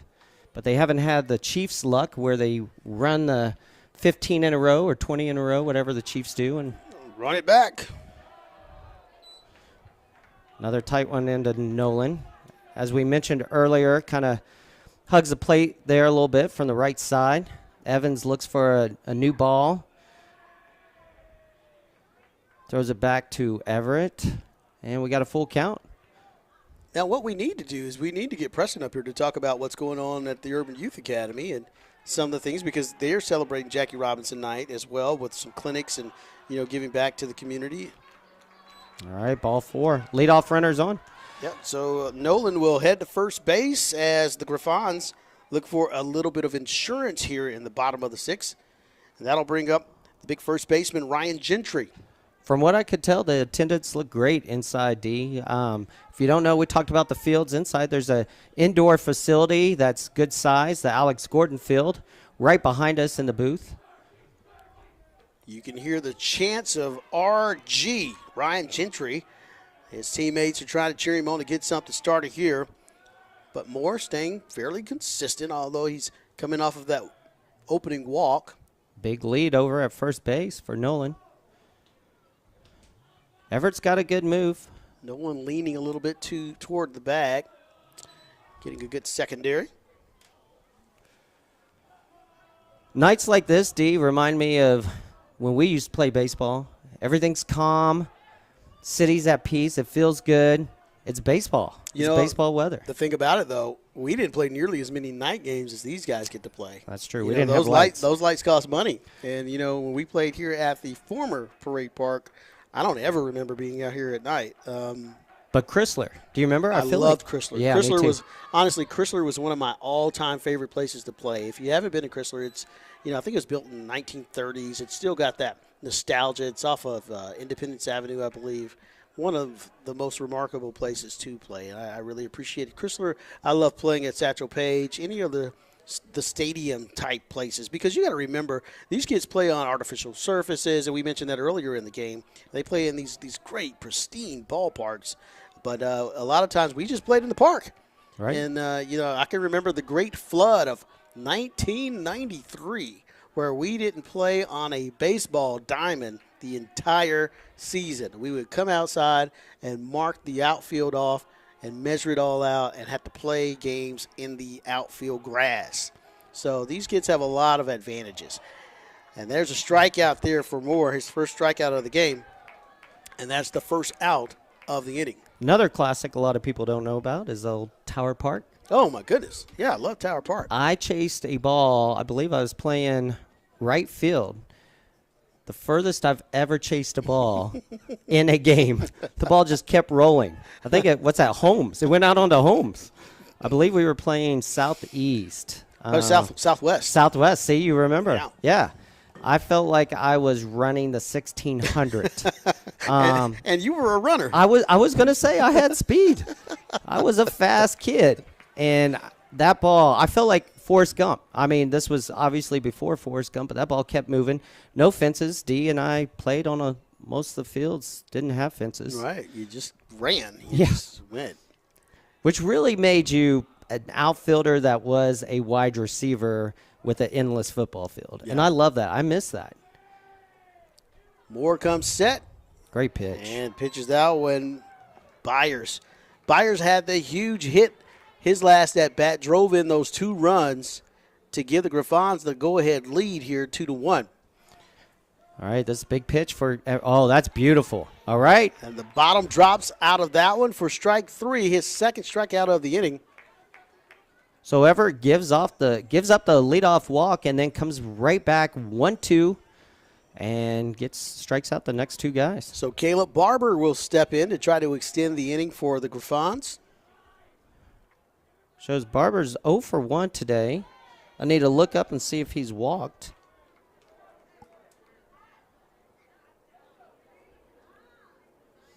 Yes, he's got 1 walk and 1 strikeout. That's the thing. Lincoln has left a lot of runners on base. I forget University Academy's not even through their lineup for the second time all the way through yet. Yeah, big swing there by number 22, Barber, the right fielder. Moore taking his time. A big swing and a miss for strike 3. As Moore strikes out the side. So at the end of 6 innings, the Griffons lead it 2-1. Lincoln coming up with one more chance to get her done. We're at the Urban Youth Academy. We'll be right back.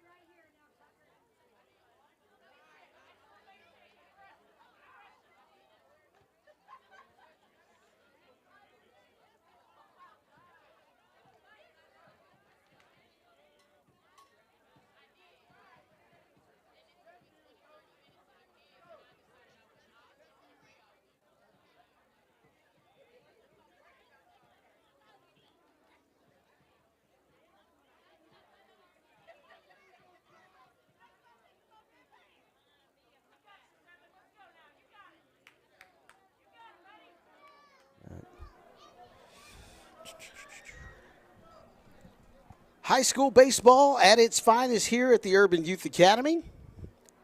D. Jackson, Jason Burton bringing you the play-by-play here at the Motley Family Field. If you're just now joining us, this is the top of the 7th inning. The Lincoln Blue Tigers trying to get something going here, trailing 2-1 here in the top of the 7th inning.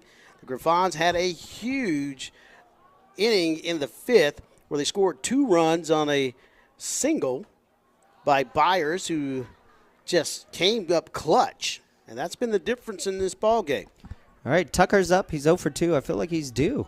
You know, and he ended with the BJ trying to steal home. And yeah, exactly. Last inning, BJ Stanford was at third base and tried to steal home on a delayed steal that did not go well. He was out dead to right at home plate. So, all right, 3-0 count. I always felt like as a hitter, when you got to see the pitcher twice, back-to-back, if someone got thrown out on the bases, I always liked that because I could start fresh. Same with you, I totally get it. Yes, yeah, you're right. I mean, the advantage goes to the hitter there. Now, this is going to come down to coaching, folks, point blank. Chris Evans is the third base coach, the head coach of this team. He's down by 1 run. And it is no outs. You got a base runner here. It's kind of the same thing that football players do when they run the 2-minute drill. This is the baseball equivalent of the 2-minute drill, and a pinch runner will come in at first base. That's going to be Caden Wolf. And Wolf is going to more than likely be sacrificed some kind of way over to second base, and at least that is the goal here. Okay, well, I will tell you, Wolf is a long-distance runner for Lincoln. Cross-country team, also wrestling, senior. And that puts the pressure on William Wright. Takes a ball to the left on the outside part. So that's we'll take it to 1 ball and no strikes. And no one holding on the runner at first. Very interesting. And maybe they heard us. So he'll go back and hold the runner on at first base. Jake Carter on the hill. And there's the squirrel around the bunt. And that one's fouled off. Looks like Tyson Strickland may have taken that one off the shin or something. Will's a good contact hitter, 0 for 2 this game. So, again, I feel like maybe there's a little magic in that hat for Lincoln. No doubt about it. But as we mentioned, small ball was going to come into a big factor here in the latter part of the game. So count goes to 1-1. I've watched Coach Evans coach for 13 years, and he never seems frustrated, never seems stressed. So he looks over there like we're up 12. Lincoln's up 12-2. So he's got something up his sleeve. Let's see what happens with Wolf at first base, the pinch runner. And, there's a lot of pressure when you're the pinch runner coming in. You've been kind of sitting and watching, and Cole, and that one fouled off down the right field line, out of play. All right, 2 strikes on Will.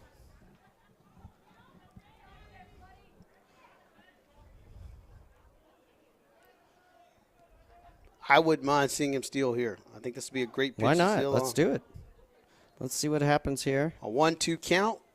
You're probably going to get something that's going to have a little spin on it, a little curveball or something, a great pitch to steal on, but you got to be able to commit. You cannot get thrown out. There's a ball to right field. Right field Oh, it's lost gonna it in drop. the lights, and that's going to And it drop. has It's going that to bounce. spin. And it's going to bounce, and it's going to roll over. He's going to continue to go. Wolf trying to go to third base, and he'll make it safely. And that'll be a double for Wright. So Lincoln in desperate need of something right here, getting that rally going. So runners at third base and second base on the base hit. And it's going to be no outs here. And a great piece of hitting by William Wright. Gonzalez is up now. Man, you can really hear the crowd. Lincoln family and friends are getting excited. This is a big rivalry game, the biggest one in the heart of the city of 2 high schools battling it out. So Barber struggled with that one, lost it in the lights, and misplayed that one, and that's going to be costly, or could be costly, for the Griffons. Jake Carter, Willens, and Dillon. Now on the outside, didn't get the call there, misses for the ball. All 4 infielders move up onto the grass. Trying to cut off that runner at third base, the pinch runner Wolf, who came in and he was dialed in. So a great piece of running there. You got to give Wolf some great credit going from first base to third base. Swings through that one, Gonzalez.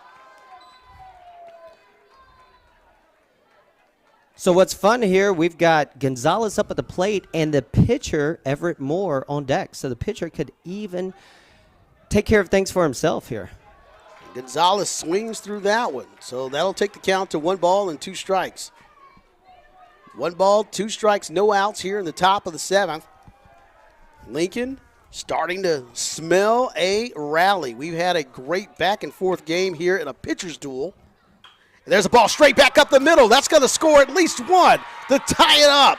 Wolf scores. Here comes the throw, the whole plate, and he is toast. The ball going to second base, and he'll go in safely at second base. But a great piece of outfield throw right there on the money to nail the runner at home. William Wright would have been the go-ahead run for the Tigers, but absolutely nailed at the plate. Strickland is shaken up a little bit. He took that catch, did what catchers do, was focused on the ball, did a great job, was probably about 4 feet down the third baseline catching that, and he felt it. I mean, that was a football collision right there. That was a great play, and, man, you talk about excitement. You got to love that. Yeah. You got to love the grittiness, the hard-nosed play, and a great throw by the center fielder to absolutely nail the runner at home. And the irony of that's Smith out there in center field, who was the starting pitcher. So Smith doesn't want his lead to go away. You see the guys dabbing it up there that know each other from both sides of the team. So much respect between these 2 teams. It's beautiful. It's a great thing. I mean, this is a battle. It's competition. This is kind of the Super Bowl for these 2 teams. No matter who they play throughout the year, they want this. This is a pride factor game. So it's a tie ball game right now, 2-2. Runners at second base, but a huge hit. I mean, we talked about would it come down to small ball? We thought it was just going to be a matter of moving the base runners over, but Lincoln has come out swinging the bats here in the top of the 7th, refusing to go down without a fight. All right, we got another pinch runner in here. Senior Logan Lewis jogs out there. Takes place for Gonzalez, who did his job. Excellent piece of hitting by Gonzalez. And so we'll get ready to play defense. All right, we got Everett Moore up, Noah Evans on deck. That's the thing. In these situations, I like seeing the bottom of the lineup sometimes because there's a hunger there. Yeah. And also want to note that Tyler Jackson, the pitcher of note, he is off the hook now. He is not the pitcher of record anymore. This is a tie ball game at 2 apiece. We've expected a great game here on Jackie Robinson night, and these guys are delivering. Great defense, clutch hitting, great base running, and excellent throws from center field. So it's all here, tied up at 2. Runner at second base. Moore, the pitcher of record right now for Lincoln, can really help himself out in this situation. Carter's trying to hit that outside corner. He's just a couple inches off both times. I know he's trying to get it. Strickland's trying to squeeze it, show the ump that it's there, but it's just a little outside. Carter looks back at second. Logan takes that lead. Here's what I do not like, and I've mentioned it before. Holding the runner on at second base is irrelevant because you have opened up a huge hole to the right side. You have to have that delicate dance between the shortstop and the second baseman. I can tell you now, the old man himself, our coach back at Lincoln, Coach Munoz, he and his buddy Ray Casanova, he used to talk about the daylight play all the time. There's a line drive shot. There's a line drive shot down the left field. That'll get past the left fielder. That'll score a run for Lincoln. And an easy double there by Moore, who sets up the play and delivers in the clutch. Lincoln takes a 3-2 lead. Great job by Everett Moore. I told you going into this game, the kid was hot. So senior year, this is it. He's making it count. Another pinch runner. Pinch runner for the pitcher, so you get a courtesy runner in this regard. And that'll be Henry, number 21, Henry Gallis, who was hanging out with us for a little bit in the early innings. That's right. Helping us out up here. Doing the scoreboards, and now he's on the base paths, trying to give a little bit of extra insurance here. That'll bring up the catcher, Noah Evans. And Jake Carter showing a little body language of frustration out there on the mound right now. Giving up runs here, 2 runs in the top of the 7th as Lincoln takes the lead 3-2. Evans steps out for a second, looks at his father, head coach Chris Evans. Swings and misses that outside pitch. 0-2. So Evans struggling to put the ball in play today, but calling a great game and catching a great game today. That ball high and tight. Misses for the first ball. So 1 ball, 2 strikes, runner at second base. If you are just joining us, you have missed quite a ball game so far here at the Urban Youth Academy. Did not disappoint whatsoever. A lot of fireworks and a lot of action here, and it continues as Lincoln has rallied from behind to take a 3-2 lead here in the top of the 7th. And a well-played game, D. I mean, all around. Just great. And you love to see that at the high school level. And not only that, you mentioned something about the passion. You know, you see these fans starting to get into it, and they're starting to get that energy, and that energy is starting to go down to the players. Carter checks the runner at second base, and Evans takes strike 3. One thing I like to see also, D, in the stands is the next generation falling in love with the game. Absolutely. You mentioned Fallon has been to her fair share of games, and I'm pretty sure she has been quite critical at times of getting up early in the morning and heading out to a lot of these ballparks, but nonetheless, it's a family affair. As a parent, there's something great about the discipline of playing ball and having your kid be self-motivated to get up at 6 o'clock on a weekend and Right. get themselves to a ball game at 8 o'clock. It teaches you a lot. Really tells you you love the game. Exactly.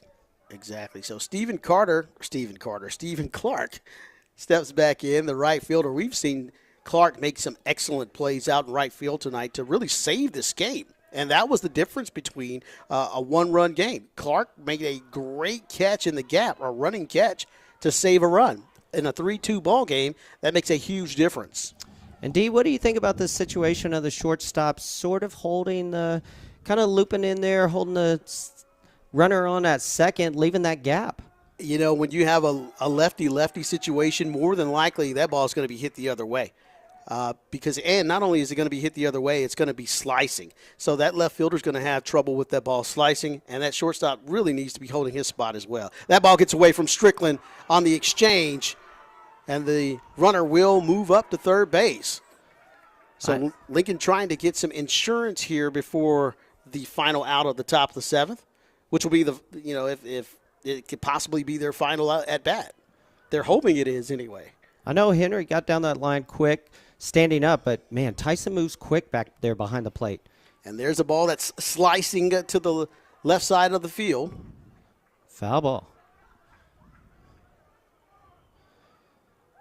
So Clark was injured all last year, didn't get to play on the Lincoln team, came out and supported the team. So he's excited to be back in the lineup this year, step in the batter's box and do his thing. So a full count here, 3 balls, 2 strikes, 2 outs, 3-2 Lincoln, the pitch, and it's outside. He'll head down for the free pass with a walk to first base. All right, that brings BJ up. Number 9 hitter for Lincoln. Runners on the corner, 2 outs in a 3-2 game. BJ goes over to Coach Evans at third base. They have a little chat. What do you think he's saying right here, D? He's saying don't get outside of yourself. Stay calm, stay poised, just put the ball in play. That's all you have to do. Put the pressure on the defense at this point, especially when there's a man at third base. All you have to do is put the ball in play. Control what you can control. Exactly. So Jay Carter on the hill, who came in after Smith. He's the second pitcher for the Griffons. He came in to take the lead, but gave up 2 runs. Great pitch by Carter. Coming at BJ right away. First pitch strike. That runner at first base, holding strong. There he goes. And he'll go into second base standing. So runners at second base and third base. Stanford, the center fielder, trying to put the ball in play. You can look for him to hit something toward right field, go the other way. Swing and a miss. All right, in this situation, BJ just wants to put the bat on the ball, try to get something on the ground. Would you agree with that, D? Absolutely. I would try to put the ball in play toward the second baseman on the right side of the field. And that one, swing and a miss for the strikeout. And you can see the frustration that Jay Carter is trying to contain as he puts the glove over his face after that strikeout. So at the end of the top of the 7th inning, the Lincoln Blue Tigers score 2 to come from behind, and they are on top 3-2, trying to close it out here in the bottom half of the 7th. We'll take a quick timeout and be right back after this from the Urban Youth Academy.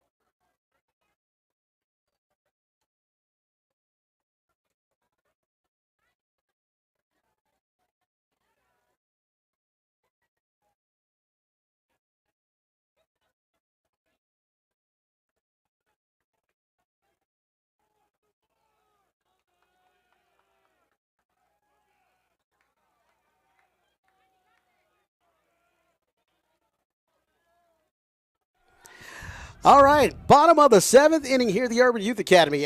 It's a great matchup between the Lincoln Blue Tigers and the University Academy Griffons. D. Jackson, Jason Burton been tuning the knobs all night long here at the Urban Youth Academy, and Lincoln coming from behind, leading 3-2 here in the bottom half of the 7th inning. And Moore has come out. Everett Moore had a great inning last inning, striking out the side and trying to keep that momentum going.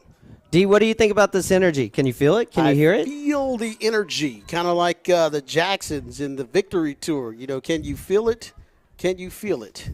Yes, we can feel it. All right, here we go. Moore delivers. Big swing and a miss. All right. Martin's a little upset with that. Checking himself as a hitter, taking a deep breath, getting back in the box. This is their DH, Zion Martin. Dribbler down the left side. That'll be foul. Just missed going over the bag for a base hit. That would have been a sure double. I love Martin's confidence. I mean, theatrical at the plate, but I mean that in a good way. I love it. You want to see that in baseball players. You want to see the energy, the belief, the confidence. The passion. Exactly. Moore delivers. Off speed, blocked very well by Noah Evans. All right. Everett points to himself, says, I got this. I know that one's mine. Moore and Evans have been side by side here and pitching, catching for several years now with Lincoln. And he's going to get the walk on that one. That is not what you need in this situation. We're here in the bottom half of the 7th inning. All right. And the Griffons would love nothing more than a walk-off opportunity. And here comes a pinch runner. And walking the 8th hitter in the last inning in a one-run game is tough. Especially when you've had so much success on the hill, striking out the side last inning, holding it down, having great defense to have your back. And there's a great pitch to start this one off. Moore changed up his arm movement on that one. It was great. Like you said, D, great pitch. Inside, hit the corner. Xavier Hoskins swings through that one, the second baseman. It'd be great for Lincoln to get this out to face the top of the lineup with one out in that situation. But here we are with no outs and 2 strikes. Strike 3. Oh, yeah. That is strike 3. Batter wasn't sure about that, was he? I know he wasn't. I think he wanted to stay in there a little longer, so that would be the first out. Funny question that came to me at practice yesterday on the softball side. One of the outfielders asked me, why are there 4 balls and only 3 strikes? Thought that was a good question from a 9-year-old kid. Why are there 4 balls and 3 strikes? You know what my answer was? Why? Because it's harder to pitch strikes. Okay. I guess so. Yeah. I've never thought about that. Right. I've never even 3 outs, Never 3 factored. strikes, but then 4 balls. Interesting. I have to look that up. Nonetheless, 1 out here and a big swing by Tyson Strickland, the catcher. Tyson's 1 for 3 this game. Involved in 2 phenomenal plays, that play at the plate and also when they got BJ out as well. Just out of play down the first baseline. Tucker gave it a good run, put his body up against the fence, but just ran out of real estate. Evans was there too. It's good. You love to see the hustle. You love to see the hustle from your corner infielders. Yeah, no doubt about it. These guys really getting the job done. And, you know, when you're late in the game like this, you talk about the fatigue factor. And these guys showing no signs of fatigue at all. I mean, you got to give it to them. They're doing an excellent job and keeping it rolling, just keeping the chains moving, if you will. And a big shout out to the umps for this game. I mean, you know, we have a shortage of umps around the country, and both guys seem like they're doing really good. Excellent point. Ground ball to Burton, stays down, flips it over to second base to Smith, who tries to get the turn, and not quite in time. But still, nonetheless, a great play for the second out of the inning, and the Griffons down to their last out. That was a close one at first. Tucker stretched, getting the throw from Smith. Cooper underhanded it nice and smooth to Smith, but we said speed, leadoff hitter. And that's what happens. Yeah, no doubt about it, man. This has been an excellent game to watch and to commentate, and that'll bring up Jay Carter. But still life in the Griffons. So in reality here, we have pitcher versus pitcher. Ooh. Everett's feeling it. Moore's feeling it. Throws a strike. No doubt. Carter chases it a little outside. Carter eases in there. 1 strike. Runner on first. 2 outs. There goes the runner, but that ball popped up behind the plate. Evans turns and grabs it, secures it for the win. What a game. So the Lincoln Blue Tigers, who were down in the 5th inning, come back to rally, scoring 2 runs and get the job done in the 7th inning, down to their last at-bat to come up to win it 3-2. Jason, this was all about the billings of, okay, on Jackie Robinson night, we're going to have an exciting matchup between 2 of the best teams in the core of the city, and these 2 teams delivered. And here's the thing. Go home, watch all the games, all the Major League Baseball highlights around the country for Jackie Robinson Day. Great celebrations, great tributes, so much going on. All the urban youth academies around the country, I don't remember the number, I want to say 7 or 8 possibly around the country, including New Orleans. The Rangers have one. Yeah. So a couple of things of note. Tyler Jackson got the game started, fell a little bit behind, but then it came in Moore, who was the DH of record at first, but Everett Moore came in and really shut this team down. A great job. He struck out the side in the 6th inning and then kept the momentum going into the final inning, into the 7th, and some great hits, some great defense by Lincoln, especially out in right field. Some great plays made by Stephen Clark to really set the tone and save this team. He made a spectacular catch that he got, the ball got up in the wind and he tracked it down, did an excellent job of changing his direction, great footwork, and on the very next batter makes an outstanding running catch in right field to save a run at that. Everett had the double, won the game as a pitcher. Just overall, both lineups, so much talent, teamwork, we talked about that, working together, both teams. I mentioned that earlier in the game, how Lincoln this year looks great, looks unified as a team. 2nd year behind Coach Evans, and we'll see what they do in district. But both teams have, let's say, maybe three weeks to go. Lincoln will have 3 games in St. Joe next week. I'm not sure what University Academy's schedule is, but you can be sure they will make some noise on the field also.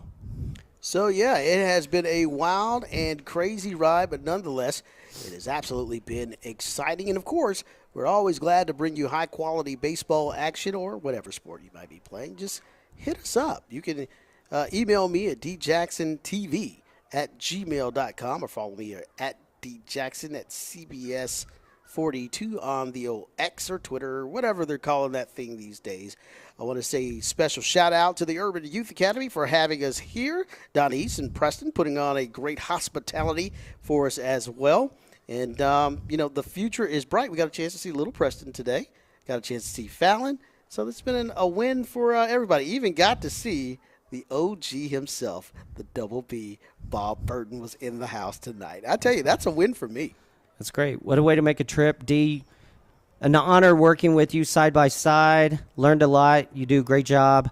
Shout out to Preston. You can't say enough about what this guy has done here at the Urban Youth Academy. Been a part of so many events here. It's a tough job. It is. I mean, all these jobs are, but, Preston does a wonderful job, wonderful team that works here. It's exciting.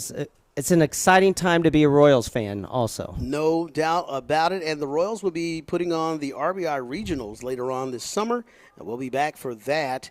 And hopefully we'll catch you here at the game. So for Jason Burton and all of us here at the Urban Youth Academy, I'm D. Jackson, and we will see you at the game. Take care, everybody. Until next time, we'll be there at your game. Just let us know. We're for hire. We'll be there. Just let us know. Take care, everybody. We'll see you.